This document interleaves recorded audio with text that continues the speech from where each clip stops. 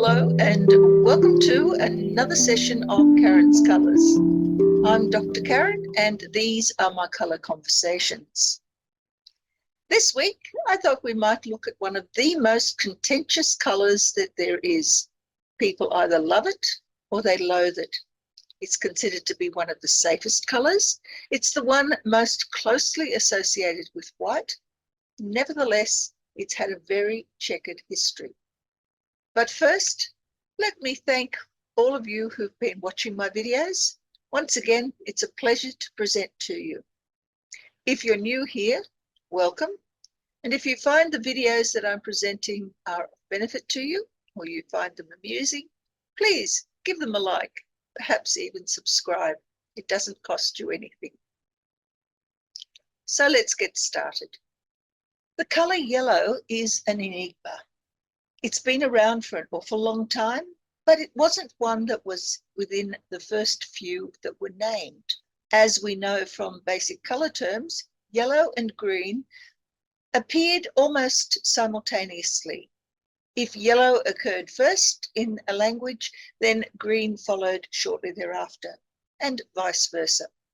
Nevertheless, even though yellow is a very ancient colour term, it hasn't always had one single word for it. It is one of the least liked colours. And the reason for this is understandable. If we look at the various different yellows that comprise that spectrum of what we term to be yellow, we have everything from bright sunny yellows through to almost golden browns. And sometimes some of these colours are very appealing and sometimes they are very unappealing. Some of them will make you feel happy, others will make you feel downright sick. Colour preferences are very strongly gendered.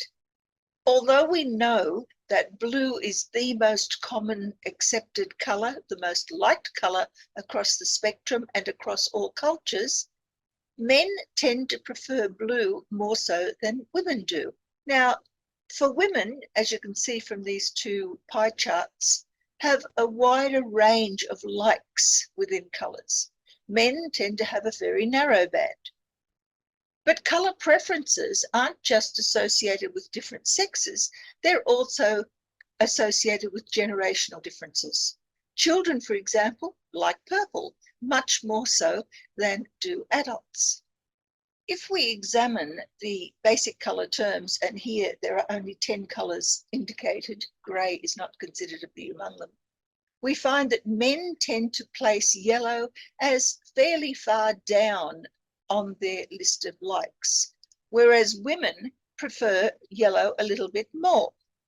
On the other hand, in terms of disliked colours, yellow is very prominent in both males and females. But let's have a look now at the various different generations. As you can see from here, the generations from Generation Alpha through to the Gen X's all prefer blue as their main colour. It's still very popular among the baby boomers, but their red has taken over as the most popular colour. There are only 4 colours depicted here, and none of them indicate a preference for yellow.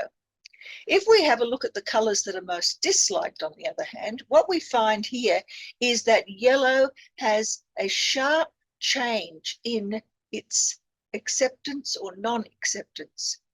For example, for Generation X, yellow is the 3rd most disliked colour, whereas for the Gen Y millennials, yellow is the most disliked colour.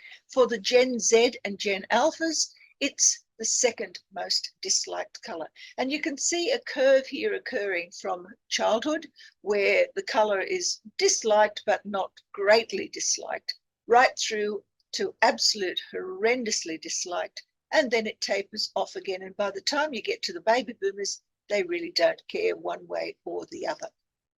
There are also cultural differences in the attraction to or dislike of the colour yellow.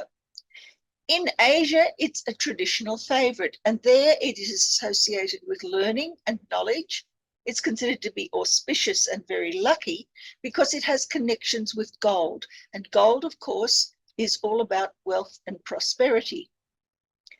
In India, it's a sacred color associated with the Spring Festival and is usually worn by students during that particular festival.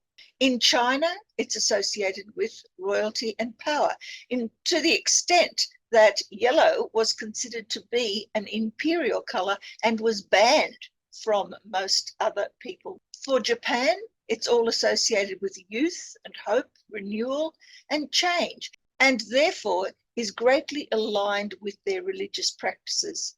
Again, it has to do with spring festivals. On the other hand, Africa sees yellow as indicative of resource richness. It's associated with peace and harmony, and it's often worn as a color to celebrate weddings or other festivities within the community. For Egypt and Latin America, yellow is associated with death and mourning. And in fact, the Day of the Dead has yellow as its most common color for decorating the ancestors. But how did we get to this situation where yellow is so disparaged on the one hand and so beloved on the other? Well, there is a prehistory that we suppose has happened. We're not sure because we weren't there, but it tends to be associated with agricultural symbolism. It has to do with light, with warmth, with happiness, fertility, and prosperity. In its positive aspect, it has to do with ripeness and flavor. And in fact, yellow is the color of many of the fruits which contain large quantities of sugars and also the sorts of vitamins that we need for everyday life. In this respect, yellow is also closely linked with red because many fruits go through a yellow phase before they get to the red phase. And in fact, as a basic color term, yellow and red were often conflated together in very early days. Yellow also has some negative aspects, and this has to do with poisonous plants and fungi. Here are some examples that will kill you if you are unfortunate enough to try and eat any of them. But there are also animals that have yellow as a marker of their dangerousness. In fact, nature tends to link black and yellow together to indicate that these creatures are extremely venomous, and if you see them, don't touch.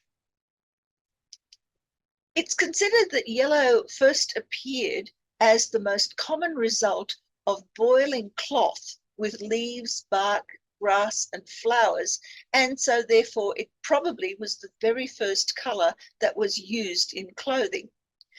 And unfortunately, it becomes a very insidious sort of color. So maybe that is why people began to look for other colors with which to decorate their environments, and in particular, their clothing. If we examine the religious life of people in far distant past, we find that early civilizations tended to use yellow as an indicator of sun worship, and it was also associated with female gods in particular.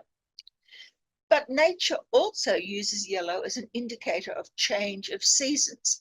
And so we have the daffodil popping up at the beginning of spring to let us know that warmer weather is on the way. Harvest is usually a time at the end of summer where the grain is ready to be picked and it tends to take on a golden yellow hue.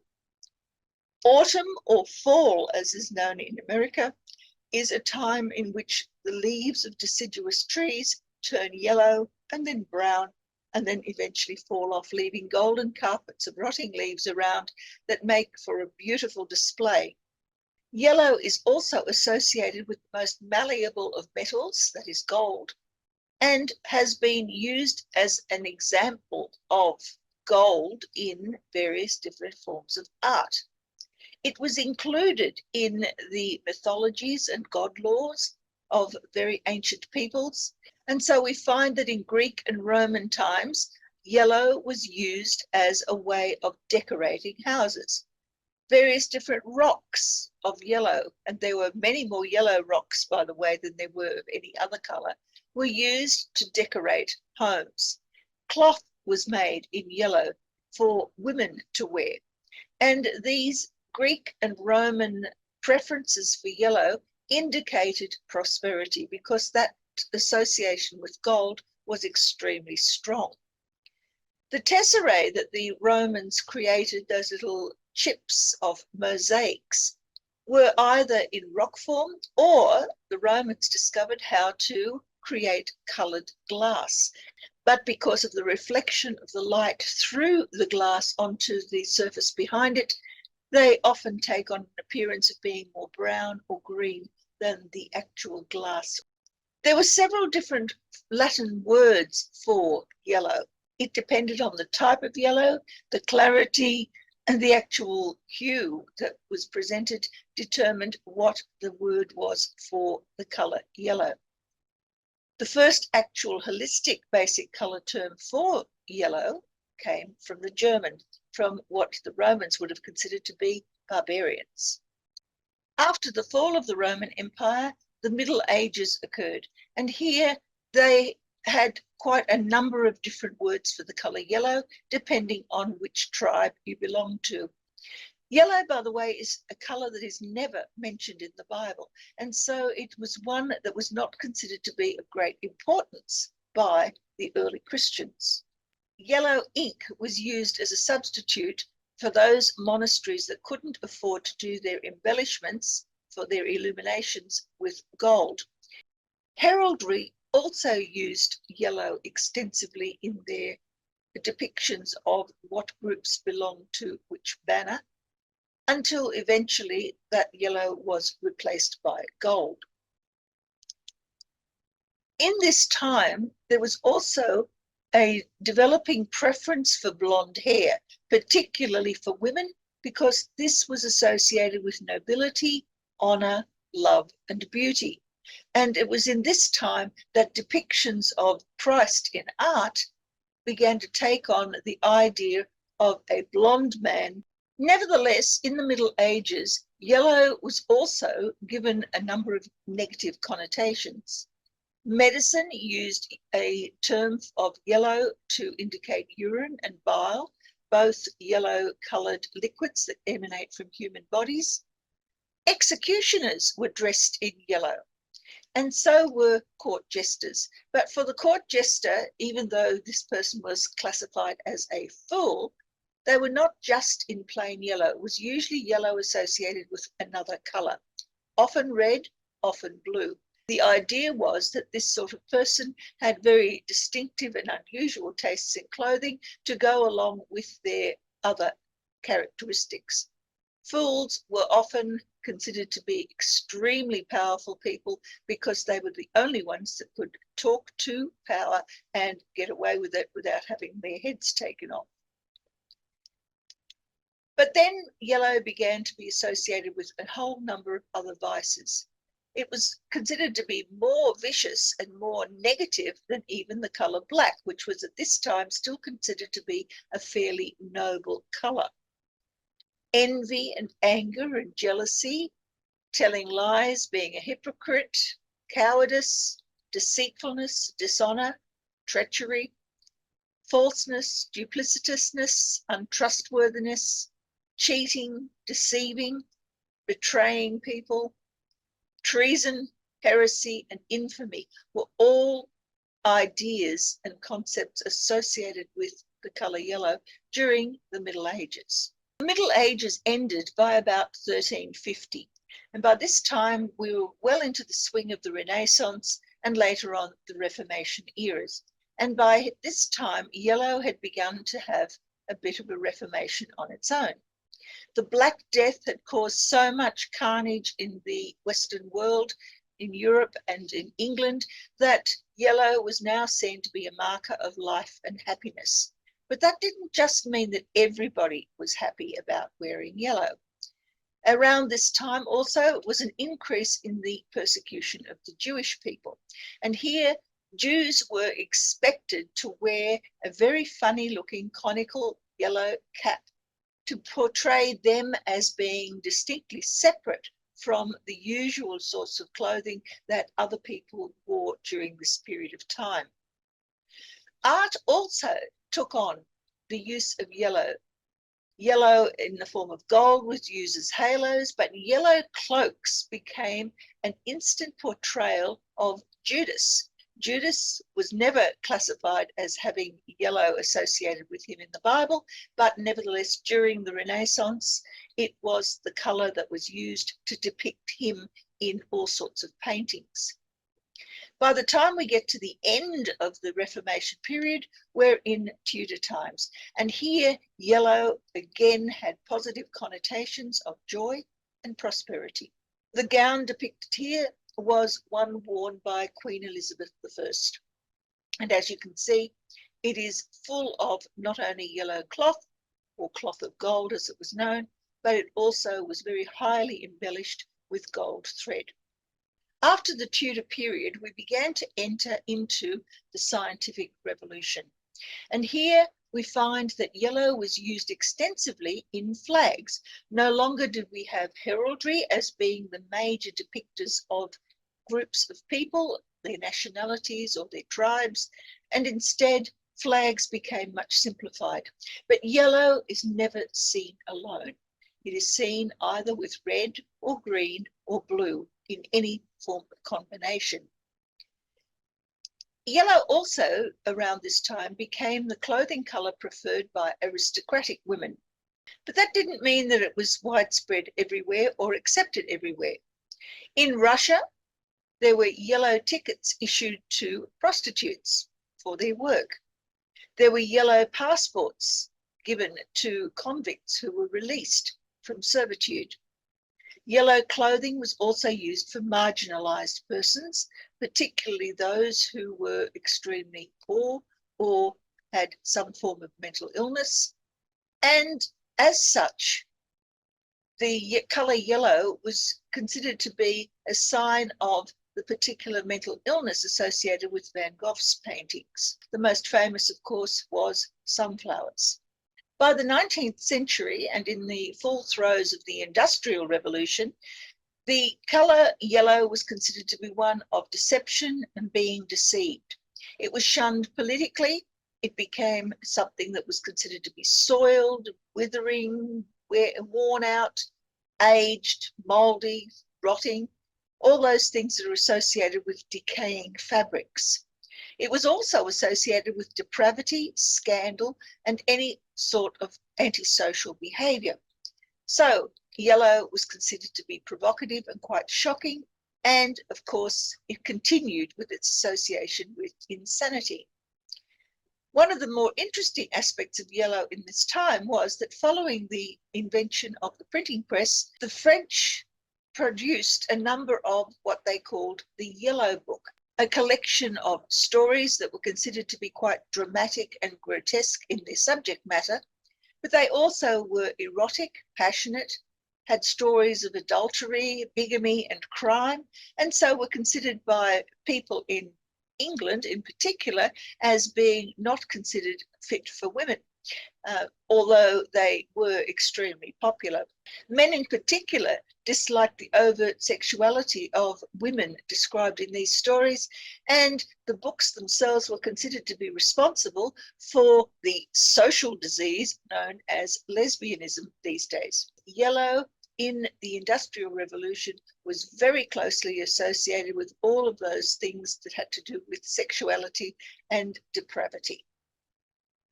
As we enter this 20th century, we find that yellow once again develops positive connotations. After World War I, the adoption of a yellow jersey by people in the Tour de France bike ride indicated that this person was the leader, and it gradually became the colour that indicated someone who was best among contenders in many, many different fields, particularly in the field of science. The increased visibility that was recognised as an aspect of the colour yellow made it the favourite colour for a number of different uses. In Europe, yellow is the colour of mailboxes. We have yellow taxis We have yellow lines on roads that indicate where we're going. Yellow is also used as the colour on beach flags, and generally we tell people to swim between the flags. Red and yellow, by the way, for those of you who don't go to the beach very often, indicates a patrolled beach. Information provision is also available through yellow. Now, of course, these days we don't use the yellow pages nearly as frequently as we did before the advent of mobile phones. Nevertheless, there is still the yellow pages directory that we can access to find specific phone numbers. Yellow also was associated with an artistic movement around the early part of the 20th century. It was one that was considered to be rather disturbing and shocking, but nevertheless one that artists really appreciated because they could experiment with all the different yellows to create a portrait or a palette of colours for their use that was quite striking. In World War II, of course, there was also an increase in animosity against people who were identified as being Jewish were forced to wear a yellow star on their clothing. Politically, yellow indicates malleability, unreliability, and other forms of depravity. By the late 20th century, yellow once again had a revival, a renewal. Nonetheless, the differences between liked yellow and disliked yellow remain very strong. To see yellow means that there is an after image effect from staring into a bright light. Yellow eyes are a sign of jaundice. Yellow cake is not something to be eaten, but rather uranium ore. Yellow light means to give conditional permission for something. Yellow-bellied means that the person is suffering from cowardice. A yellow dog is someone who is considered to be of low value or morality. The yellow press is sensationalist media. Mellow yellow, on the other hand, is an enlightened search for peace. If a footballer is shown a yellow card, it means that that person has been cautioned. A couple of yellow cards and the next one is red, which means you're off the field. In Australia, a yellow card is considered to be eligibility confirmation for the National Disability Insurance Scheme. We have a yellow brick road, which indicates a path to happiness. And then we have an idea that comes from the late 19th century, and that is to wear yellow stockings. Now, this idea came first from the story Twelfth Night by William Shakespeare, in which the character Malvio wore yellow stockings, or as depicted here, yellow boots, as a sign of his vanity. But yellow stockings was also taken up by a school in England around pre-Victorian times, and that uniform is still worn today, to indicate children who have been taken in who have otherwise no other way of establishing or obtaining an education. The yellow is indicative of their poverty, but also of their acceptance of their intelligence. And in the Americas, we have a yellow dog contract, which is an ironclad oath that eliminates people from the right to form unions, and so band together for a common purpose of obtaining decent wages and conditions for the work that they perform. So where to now for yellow? It continues to be a contentious colour. If we put it in clothing, it's rarely compatible with light skin, but looks absolutely stunning on dark-skinned people. It has emotional links, which take it from ecstasy to terror, happiness to fear. As I've mentioned before in previous videos, the chakra meaning of yellow is learning and digestion of information. Well, that's it really for yellow, except for one more. Here in Australia, yellow has a great deal of significance. It's our national emblem. the emblem of wattle. And here we have 4 different types of wattle that we all classify as being part of our national heritage. So that's it. That was our foray into the colour yellow. I intend to do yellow as a personality very shortly, but we needed to understand where it comes from before we can adopt it as a way of being. I hope you'll join me for that one next time. Bye.